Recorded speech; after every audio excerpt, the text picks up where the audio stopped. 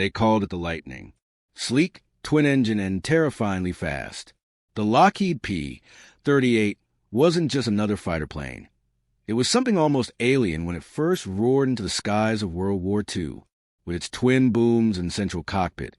It looked like two aircraft fused into one, a marvel of design and daring. But in its early days, despite all that brilliance, the P-38 had a deadly secret, one that made it vulnerable, even fragile. A flaw that no amount of military testing seemed able to solve. Until one man, a civilian with no combat experience, no medals, and no rank, did something everyone said was impossible. He found a way to make the P-38 nearly untouchable. The story begins long before the roar of engines or the flash of tracer fire. It begins in the mid-1930s, when the world was preparing for another storm. In the United States, Lockheed Aircraft Corporation was still a relatively small company, trying to compete with aviation giants. But among its engineers was a man whose mind worked like no other, Clarence Kelly Johnson, a genius in leather shoes and a restless heart. Johnson had an obsession with speed, aerodynamics, and the impossible. When the Army Air Corps issued a challenge in 1937 to design a high-altitude interceptor capable of 400 miles per hour, most companies laughed. It couldn't be done, but Lockheed took the challenge. Johnson believed it could. What came from his drawing board was unlike anything the world had ever seen. 2 engines, turbo superchargers, heavy armament concentrated in the nose, a cockpit suspended between twin-tail booms like a bridge of war. It looked like science fiction, and when it first took flight in 1939, it was faster than almost anything in the sky. Pilots called it a dream with wings. Newspapers marveled at it. The U.S. military called it the P-38 Lightning. It was the future of American air power. But war doesn't care about beauty. And as soon as the P-38s were thrown into real combat, especially in Europe, that dream began to crack. The Lightning's engines performed brilliantly at high altitudes, but as the planes descended, something terrifying began to happen. During dives, those split-second maneuvers of life and death were separated by a heartbeat. The P-38 would suddenly lock up. The controls froze solid. The aircraft vibrating, shaking, and tearing itself apart. Many never made it back. Some vanished into the sea. Others crashed to the ground. Their wreckage smoldering inside the testing still whispering. No one could see. Pilots whispering in the lightning's clouds. Engineers arguing about Air Force was shocked. No one had answers. Lockheed was desperate. The U.S. military was too late. The Lightning couldn't survive until it was through. It couldn't be more. And that's what it was. One man stepped into history. He wasn't a soldier. He wasn't a test pilot. He didn't even have a degree in aeronautical engineering. His name was Tony LeVier, a daredevil air racer who became a Lockheed test pilot before the war. But it wasn't his bravery that changed history. It was his curiosity. Tony had spent countless hours studying how air moved over wings, how pressure changed at high speeds, how small adjustments could save lives. He had a reputation for doing the unthinkable, testing limits no one else would dare to test. And when he heard about the deadly dives of the P-38, he decided to risk his own life to uncover the truth. At the Lockheed Airfield in California, under the golden light of a winter morning, Tony prepared to do what no one else wanted to. Engineers warned him that another test flight could be his last. But Tony only smiled, tightening his harness. "If we can't fix it," he said quietly, "the boys overseas won't stand a chance." The engines thundered to life. Twin props blurred into silver discs. The Lightning roared down the runway, lifted, and climbed into the endless blue. As he reached altitude, Tony began his dive. At first, everything seemed normal. Then the vibrations began, small at first, then violent. The control stick stiffened in his hands. Air screamed past the canopy. His instruments blurred. The nose dropped steeper. He pulled, but nothing happened. The controls were dead. The world was spinning toward the ground. His breath quickened. He thought of his wife, of the engineers watching from below. And then, somewhere in that chaos, he noticed something strange. The tail wasn't just shaking, it was flexing, bending under pressure. The very design that made the Lightning beautiful was betraying it. At the last moment, Tony managed to cut power and level out just feet above the ground. He landed the aircraft, heart pounding, drenched in sweat. He had seen what no one else had seen. The P-38 wasn't failing because of its engines or its wings. It was failing because of how air compressed around the tail at high speed, creating an invisible barrier that trapped the control surfaces. The faster the plane went, the less control the pilot had. It was a killer hidden in the laws of physics. But the military didn't want theories. They wanted results. They wanted a fix. And that's when Tony, the civilian, proposed something that sounded ridiculous. He believed that if they could redirect the airflow under the tail just slightly, they could break the compressibility trap. He sketched an idea on a piece of scrap paper. A small, movable flap under the wing that could alter the airflow during dives. It wasn't a weapon. It wasn't a major redesign. It was a simple trick of the wind. Engineers doubted it. It had never been done before. No one even knew if it would work. But Tony insisted. "Let me test it," he said. "If I die, you'll know I was wrong." The team reluctantly agreed. And so began a secret series of test flights. Quiet, dangerous, and unauthorized by most of the military brass. Every time Tony took off, no one knew if he'd return. But if he was right, he could save hundreds of pilots. If he was wrong, the Lightning would remain a death trap. What happened next would change the future of flight forever and make the P-38 one of the most feared fighters of World War II. Because that impossible idea worked. When Tony LeVier's modified P-38 took to the skies again, even mechanics held their breath. There were no guarantees. The engineers had barely finished bolting on the new dive flaps, a small set of hinge panels beneath the wings that could change how the air flowed across the tail. They looked insignificant, almost laughably simple. But Tony knew that sometimes the smallest ideas make the biggest difference. At altitude, the twin Allison engines hummed in perfect harmony. The desert below shimmered in heat. Tony climbed higher, leveled off, and began his dive. The airspeed needle crept upward, 300, 350, for 100 miles per hour. The vibrations began, the same deadly tremors that had killed so many before. His hands tightened on the control column. Then, at the critical moment, he flipped the switch to deploy the flaps. The effect was instant. The nose steadied.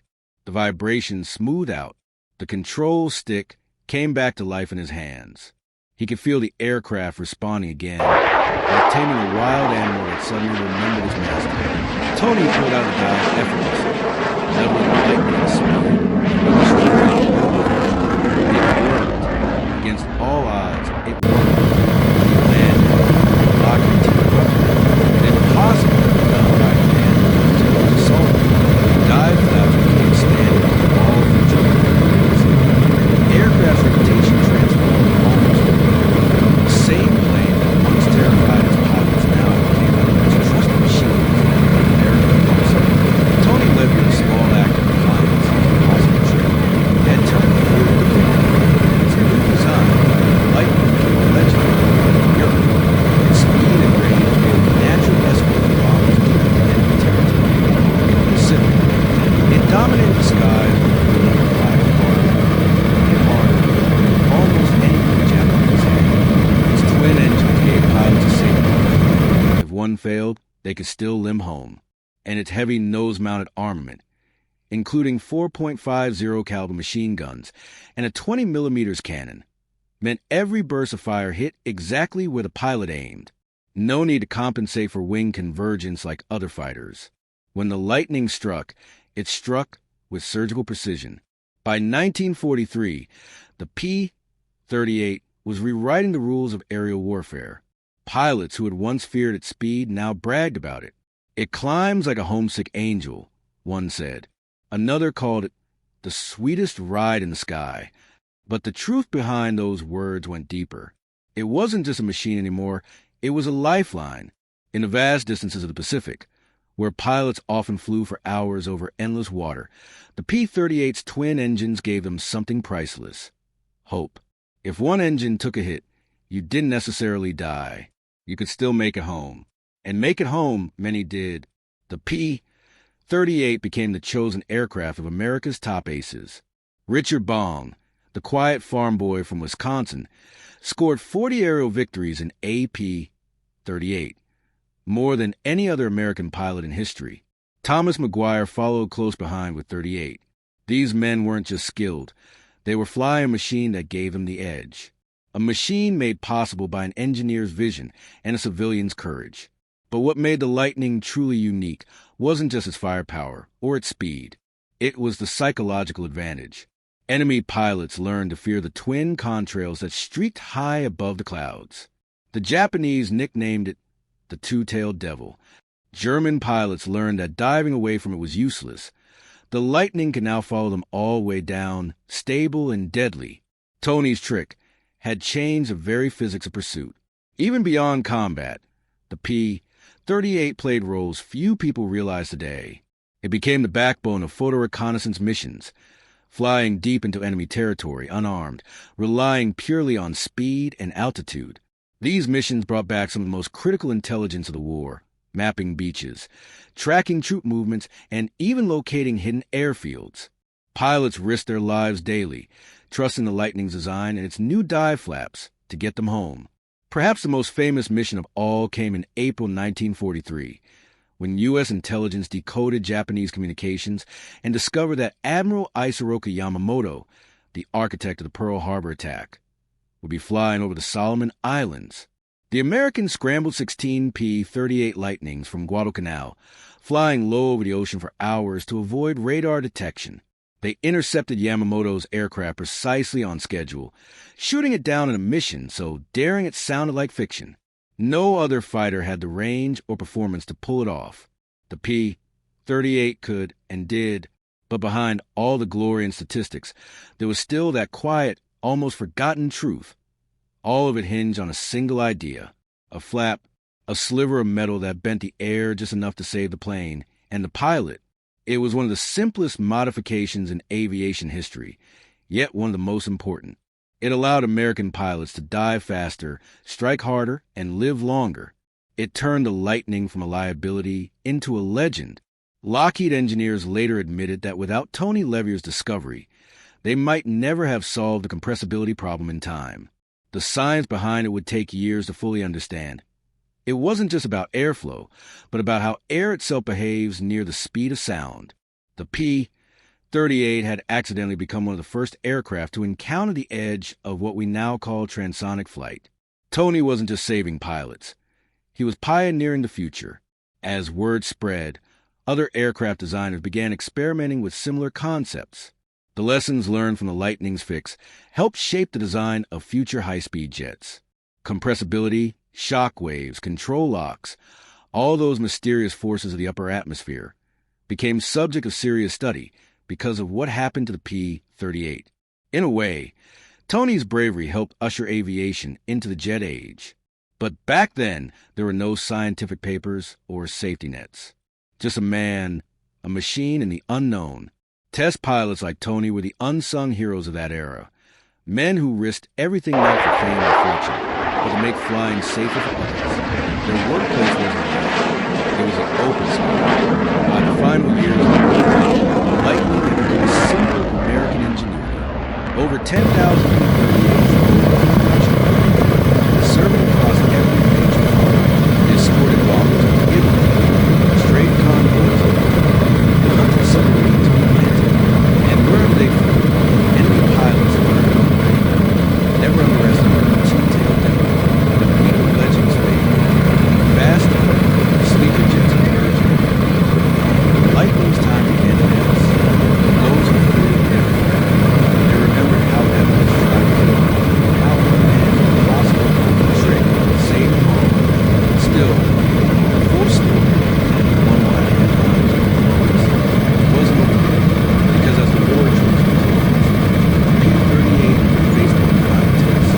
A test that would push Tony LeVier and the Lightning to their absolute limits and prove, once and for all, just how far a single idea can take you when the sky itself is trying to stop you. By 1945, The skies over the Pacific had become the stage for the final act of the Second World War. Japan was retreating, but it was far from surrendering. Every mile the Allies' advance was bought with blood, sweat, and propellers spinning through burning air. The P-38 Lightning had become one of the most recognizable shapes in those skies. Twin tails flashing in the sunlight, its engines howling like a storm. It had started as a flawed experiment. Now it was a hunter that nothing could outrun. But even as the Lightning dominated the Pacific, a question still lingered. How far could it really go? How much could the human body, and the machine itself, endure when pushed beyond the edge of reason? To answer that, fate would again call upon the man who had already risked everything to save it, Tony LeVier. After years of testing and combat, Lockheed wanted to see just how far the Lightning's new design could be pushed. They needed to measure its limits at higher speeds, close to the unknown threshold where air itself began to turn against you. Compressibility, shock waves, the invisible wall between propeller-driven flight, and the beginnings of supersonic speed. These were still mysteries. No one knew exactly what happened when you crossed them. Many thought no human could survive it. But Tony LeVier had never been a man to stop at impossible. He took off under a cloudless California sky, the same airfield where years earlier he had first tested the dive flaps that saved the P-38. He climbed higher than before, the twin Allison engines humming like thunder trapped in metal. The world below shrank into a blue haze. He leveled off at altitude, took a breath, and began his dive. The airspeed needle began its slow, relentless climb. 400, 450, 475 miles per hour. The wind shrieked across the canopy. The aircraft began to tremble, and then it hit, the invisible wall of compressibility. The air beneath the wings thickened, turning the plane into a bullet that refused to obey. The stick stiffened again. Tony pulled. Nothing. The Lightning was plunging straight toward the earth. But Tony had one weapon the others never had: the flaps. He deployed them. The nose steadied, but the speed didn't drop. He was still diving at nearly 600 miles per hour, unheard of for a propeller-driven aircraft. The G-forces slammed against him, crushing his chest. His vision narrowed. Black spots flickered in his eyes. He was seconds from losing consciousness. But the Lightning held together. He fought through the pain, pulled up, and leveled off just above the desert floor. When he landed, his body was trembling, but the P-38 was intact. The readings from that flight would help define the limits of high-speed flight for decades to come. That day, Tony LeVier proved not just that the Lightning could survive the edge of physics, but that humans could, too. The P-38's transformation was complete. It had gone from a death trap to a masterpiece. And in the process, it had paved the way for everything that came next: the jets, the transonic research aircraft, and even the X-planes that would one day break the sound barrier. Every test pilot who flew into the unknown owed a debt to that one man who had refused to accept defeat, and to a simple idea that changed the way airplanes fought and survived. In the final months of the war, the Lightning continued to write its legend. It escorted bombers over Iwo Jima, struck airfields across the Philippines, and chased down the last remnants of the Japanese Air Force. Its range was unmatched. Its speed was deadly. And when the war finally ended, many P-38s stood lined up on remote island airstrips. Their olive drab paint faded from tropical sun, their missions complete. Some were scrapped. Some were abandoned. But to the pilots who flew them, those planes were more than machines. They were comrades, metal birds that brought them home when everything else failed. Years later, when Tony LeVier looked back, he spoke of those days not with arrogance, but with gratitude. "I was lucky," he said. "Lucky to fly it, lucky to survive it, and lucky to prove that no machine is ever truly impossible to fix." His impossible trick had not only saved lives, it changed the entire philosophy of aircraft design. From then on, every high-speed plane considered airflow, and control extreme speeds. What Tony discovered by accident, engineers would later prove the equations of the Lightning wasn't just a innovation doesn't always come from rank. Sometimes it comes from simple security.